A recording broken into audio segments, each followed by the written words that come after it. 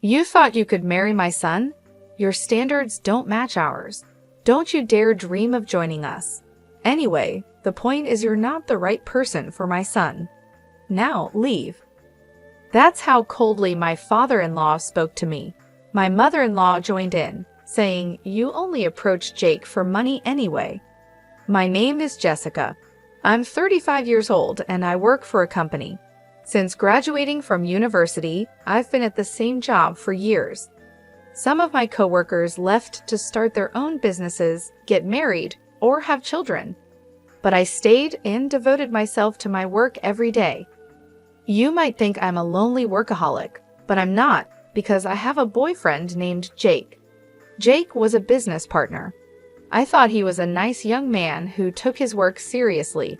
As we worked together, we started to like each other. He confessed his feelings for me, and we started dating. It's been a few years since we started dating, and now we're even engaged. But if you ask me if I'm not worried about marrying him, I have to admit that I am. He's younger than me, and I wonder if he's okay with our age difference, even though he says it doesn't matter. By the way, his father is a business owner, and Jake works for his father's company. This means that one day, Jake will take over the company and become its president. I was worried that his parents would oppose our marriage. I've been feeling uneasy about it for a long time. Of course, I was happy when he asked me to marry him, but I wondered if we could really get married. However, Jake didn't seem to mind at all. His optimism was one of the things I loved about him. He had already met my parents, and we often had nice dinners together. My parents agreed that we should get married, and they liked Jake very much. Finally, the day came to meet Jake's parents. I had been so nervous about it for weeks.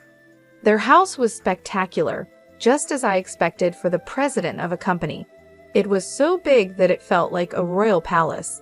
As soon as we arrived, I started to worry if my clothes were appropriate for the occasion.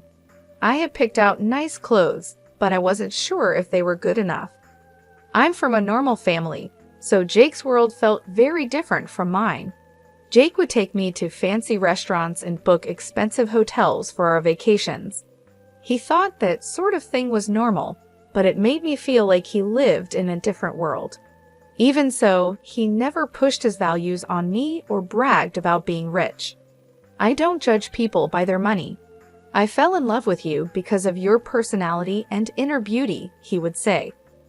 At first, I wondered why he was dating an older and ordinary woman like me. But his sweet words made me believe he truly loved me for who I am. Because we love each other deeply, Jake and I are getting married. I feel like I've met a wonderful man, and I want his parents to approve of our marriage. "Don't worry, babe. I've already told my parents about you," he said to encourage me. Then the front door opened, and his mother welcomed us. "Welcome. You must be Jessica." "Yes, I'm Jessica. Nice to meet you." His mother gave me a quick nod and let us in. The living room was huge, and Jake's father was there, sitting on a big luxurious sofa, waiting for us. I felt nervous all of a sudden. Meeting his mother made me nervous, but his father was even more intimidating, as you'd expect from the president of a company. "It's a pleasure to finally meet you. My name is Jessica. Thank you for inviting me today," I said, my voice shaking. Jake looked at me and smiled. "Don't be so nervous." But his parents weren't smiling. They were staring at me with very cold eyes. I felt a chill down my spine. "Please sit down," his father said, pointing to the sofa. It felt like a job interview. "Well, no, excuse me," his father said as soon as I sat down. His mother agreed with him. "Hey, Mom, Dad, what are you doing?" "What do you mean, no? It's rude to say such a thing," Jake said, upset, trying to defend me. But his parents didn't seem to listen. "How old are you anyway? You look pretty old to me," his father asked. "I'm 35, I replied. "You're 5 years older than Jake. How can we accept Jake marrying an older woman like you?" His mother said. "Besides, it's already too late for you to have children, isn't it? We need someone who can give us grandchildren. I think it has to be a young woman, at least younger than Jake." I knew they would mention my age. And you're single at your age? I can't help but think you have some kind of problem. Maybe you're too difficult or have a bad personality or something like that, his mother added. Mom, what are you talking about? Jessica is a wonderful person with a great personality, Jake protested. Then why hasn't she married before? His mother shot back. Excuse me, I said. I know I'm a little older to be married, but I love my job and wanted to work hard. I've always prioritized my work over marriage. That's why I didn't get married until now. It wasn't until I met Jake that I realized I wanted to get married. I was almost overwhelmed by the pressure from his parents. I tried my best to choose my words carefully, but their attitude didn't change at all. Working harder? It's not like the company you work for is a big one. Even if you work hard and get promoted, you don't get paid much, do you? I think you should focus more on making yourself more attractive as a woman. You know, it would be nice if you put in some effort. Yes, even at your age, you can still look better. Maybe some plastic surgery would help, his father said. Honey, that's too straightforward, his mother added. I saw his parents laugh for the first time, but it was only when they were making fun of us. I was so shocked and angry that I didn't know what to say. You thought you could marry my son? Your standards don't match ours. Don't you dare dream of joining us. Anyway, the point is you're not the right person for my son. Now leave, his father said coldly. My mother-in-law joined in. You would have approached Jake for money anyway. I don't know how you fooled my son, but you can't fool us too. That's enough. You guys can say whatever you want, but it's my life. I'll decide who I marry, Jake tried to defend me. I stopped him and said, I see. I understand how you feel, but it's quite rude of you to say such horrible things to me, especially since we just met. I don't care if you're richer or not. It's not important to me. But if I were to become rich, I definitely wouldn't want to be like you. I stood up and walked out.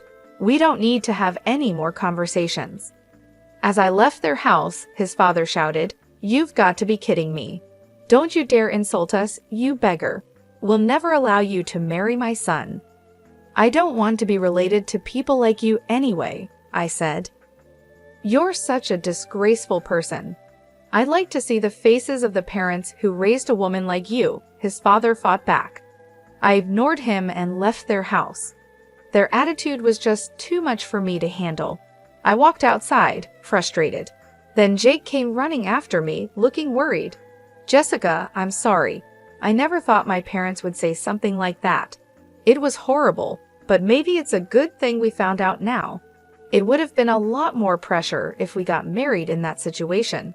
Anyway, I'm leaving them. I'm not taking over Dad's company. I'm quitting too. You shouldn't make such a decision in a rush, I said. I'm not rushing. I really do love you, Jessica. We didn't get together for money, so there should be no problem if I leave the house. Well, that's true, but let's go to your parents' house and tell them about this, he said, pulling my hand and starting to walk. My parents were surprised by our sudden visit, but they welcomed us warmly. While having tea, we told my parents what had happened. My father listened without saying a word. Jake, your father's company is called SpaceX, right? And your father's name is Henry Cavill. Yes, but why? That's what I thought. I see. Why don't we go with you to your parents' house now? Dad, what's going on? Because they said they wanted to see her face, right? Let's go show her face then, shall we? My father isn't the type to get provoked, so I was surprised by his reaction, but he was ready to go. So we had no choice but to go back to Jake's parents' house. This time, Jake's father answered the door, not his mother. You again, I won't forgive you, no matter how many times you come back. Whose daughter do you think you were talking to, Patrick? My father said. Jake's father looked at my father, rolling his eyes. It took him a few seconds to finally recognize something. Mr. Richard, is that you? You finally remembered. Your daughter means her father is me. That's right. She's my only daughter. We had her later in our marriage. By the way, how dare you insult my precious daughter? Have you forgotten what I told you back then for 2 years? No, you see, when you were arrested for smoking and drinking, you were even caught shoplifting. I covered for you and gave you a chance to become a better person, didn't I? I did everything I could so you could get a decent job. Didn't I teach you that no one can live alone, and we all need to support each other? And yet, as soon as your company became successful, you forgot all that, didn't you?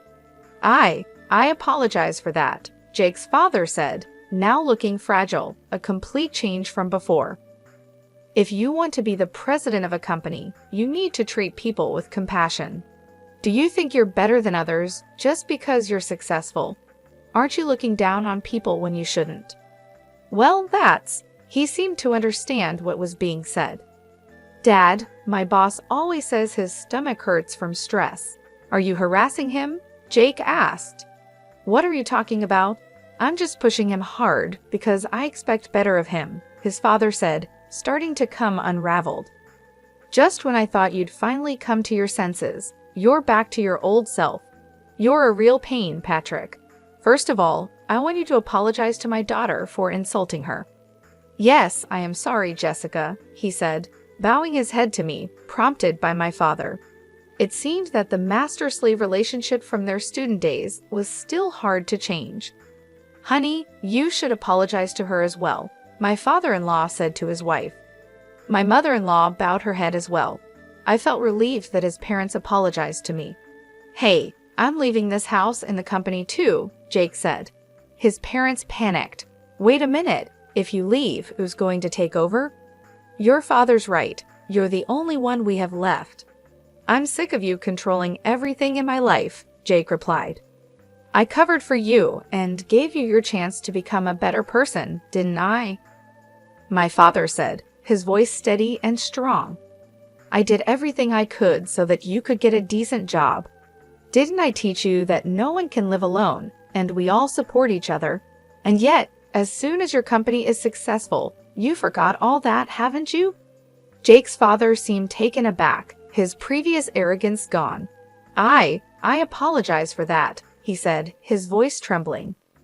The man who had been so intimidating just moments before now seemed fragile, a complete change from before. If you want to be the president of a company, you need to treat people with compassion, my father continued. Do you think you're better than others just because you're successful? Aren't you looking down on people when you shouldn't? Jake's father hesitated. Well, apparently he had an idea of what was being said. He knew my father was right, but pride kept him from admitting it fully. Dad, Jake spoke up, his voice filled with frustration. My boss always says his stomach hurts from stress. Are you harassing him? What are you talking about? I'm just pushing him hard because I expect better of him, Jake's father said, but his confidence was waning. He was starting to come unraveled under the pressure. My father looked at him with disappointment. Just when I thought you'd finally come to your senses, you're back to your old self. You're a real pain, Patrick. First of all, I want you to apologize to my daughter for insulting her. Jake's father looked at me, his face a mixture of shame and regret. Yes, I am sorry, Jessica, he said, bowing his head to me, compelled by my father's firm stance. It was clear that the power dynamics from their past were still deeply ingrained. Honey, you should apologize to her as well, Jake's father said to his wife, who nodded and bowed her head too. I felt a wave of relief wash over me as his parents apologized. It was a small victory, but it meant a lot. Hey, I'm leaving this house and the company too, Jake announced, his voice steady and resolute. His parents' eyes widened in panic. Wait a minute, if you leave, who's going to take over? His mother asked, her voice trembling. Your father's right, his mother added, desperation creeping into her voice. You're the only one we have left. Jake shook his head, his resolve unshaken. I'm sick of you controlling everything in my life. I've made my decision. My father stepped forward, his presence commanding the room. Patrick, it's time you learned that respect and kindness are more important than wealth and status. You've been given a chance to change. Don't waste it. With that, we left the house. Jake and I walked away together, leaving behind the toxic environment that had tried to tear us apart. It was the beginning of a new chapter for us, one where we could build a future based on love, respect, and mutual support. "I am going to start my own company and see how far I can go on my own," Jake declared. "And I'll marry Jessica as I promised. Thanks for everything." Jake bowed his head deeply to say goodbye to his parents. Their faces turned completely pale and they froze in shock. Despite their reaction, we left them behind and walked away together. My father had been a high school teacher until he retired, and I had no idea that Jake's father was one of his former students. When I looked up the company Jake worked for on their website, I saw Patrick's picture. My father had told me that he had a student who became successful, but he never mentioned who it was. At first, my father was happy to see that one of his students had achieved something great. He always believed in hard work and integrity. "You can't be blinded by money and forget what's important," he used to say. My father was a dedicated teacher, always strict about values like honesty and humility. Jake followed through on his promise. He quit his job and started his own business. I supported him while continuing to work at my own job. Jake had a natural talent for being a business owner, and his company started making a profit early on. I was proud of him and happy to see his success. We got married, just as we had planned, and became husband and wife. We lived joyfully every day, supporting and loving each other. Our life together is filled with happiness and mutual respect. As for my father-in-law, his story took a different turn. Some of his employees sued him for harassment, which caused the company's stock price to drop significantly. As a result, he was dismissed from his position as president. It was a harsh reminder that no matter how successful you are, treating people with respect and kindness is essential. Seeing how things turned out for Jake's father made me even more grateful for my own father. My father taught me the importance of humility and compassion. He was a role model who lived with integrity and dignity, and I strive to live my life by those same principles. Now, Jake and I focus on building a life together, filled with love and mutual support. We work hard, enjoy our time together, and always remember the values that truly matter. Please subscribe to our channel if you like our story. We'll see you in the next video.